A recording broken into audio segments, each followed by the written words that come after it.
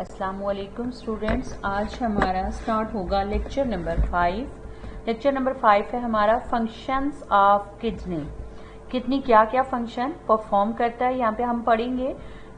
Kidney का जो role है वो एक्सक्रीटरी भी है और साथ ही साथ ऑस्मो रेगुलेटरी भी है। अब एक्सक्रीटरी है तो वो कैसे है कि इसमें फिल्ट्रेशन ऑफ नाइट्रोजनस वेस्ट होती है from the blood and it's removal outside the body in the form of urine. मतलब जो यूरिन बनता है वो कहाँ पे जाके बनता है कि जब ब्लड फिल्टर होता है किडनी के अंदर, तो किडनी उसको फिल्ट्रेट करता है और जो नाइट्रोजनस वेस्ट होते हैं वो in the form of urine body से रिमूव होते हैं। ये इसका एक्सक्रीटरी रोल है। दूसरा इसका रोल है ऑस्मो रेगुलेटरी। ऑस्मो रेगुलेटरी कैसी है कि ये ऑस्मेटिक जो कंडीशन है उसको भी मेंटेन करता है। ये अगर पानी बॉडी के अंदर ज्यादा है और किडनी में ज्यादा है पानी, तो उस वक्त ये क्या करता है, डाइल्यूटेड यूरिन प्रोड्यूस करता है। और अगर डिहाइड्रेशन कंडीशन है, मीन के वाटर की डेफिशिएंसी है बॉडी के अंदर, तो उस वक्त ये किडनी में क्या करता है, कॉन्सेंट्रेटेड किडनी जो है वो कंसेंट्रेटेड यूरिन जो है वो प्रोड्यूस करता है। तो ये दो इसके किडनी के रोल हैं, एक इसका एक्सक्रीटरी रोल है और सेकंड इसका ऑस्मो रेगुलेटरी इसका रोल आ जाता है।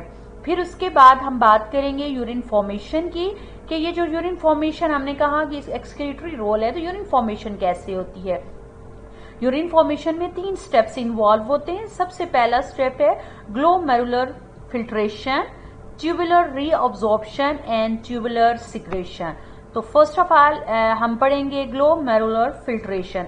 ग्लोमेरुलस का मैंने आपको लास्ट वाले लेक्चर में आपको बताया था कि बाउमेन कैप्सूल है, वहां पे नेटवर्क ऑफ कैपिलरीज है जिनको कहा जाता है ग्लोमेरुलस कहा जाता है। तो वहां पे क्या होता है, डायमीटर उनका काम होता है, वहां पे प्रेशर एक आता है, अल्ट्राफिल्ट्रेशन होती है वहां पे रेनल कैप्सूल के अंदर अंडर प्रेशर। फिर उसके बाद ये जो प्रेशर जो है ये ब्लड प्रेशर होते हैं जिसको हाइड्रोस्टैटिक प्रेशर कहा जाता है।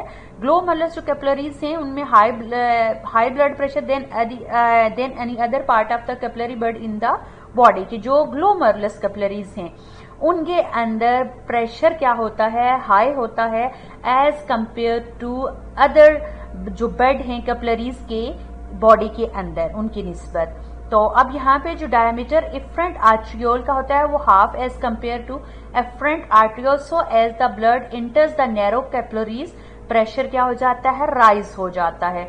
और ये प्रेशर हाई होने की वजह से वाटर है, सॉल्यूट मॉलिक्यूल्स हैं, वो क्या हो जाते हैं, वो फिल्टर आउट हो जाते हैं ग्लोमेरुलस कैपिलरीज से और चले जाते हैं कहाँ पे, बाउमेन कैप्सूल में चले जाते हैं।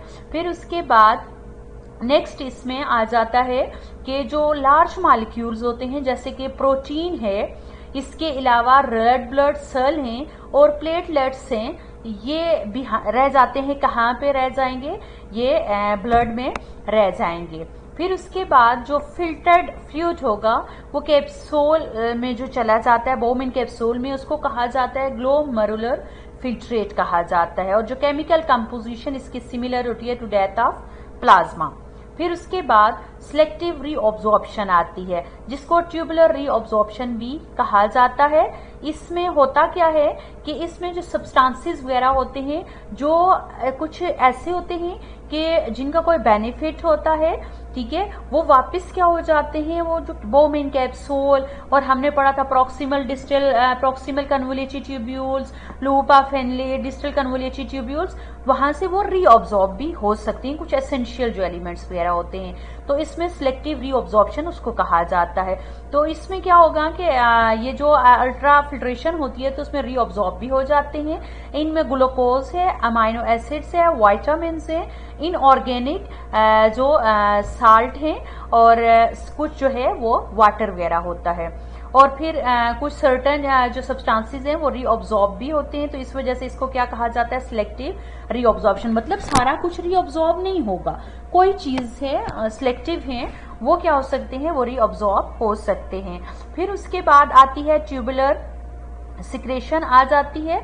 ट्यूबुलर सिक्रेशन का क्या मतलब है, तो ये जो ट्यूब्यूल्स हमने पढ़ा कि स्ट्रक्चर है रेनल ट्यूब्यूल्स का, तो इनमें सिक्रेशंस भी होती हैं। ये जो सिक्रेशंस होती हैं ये किसके लिए एसेंशियल होती हैं, ये पीएच को मेंटेन करने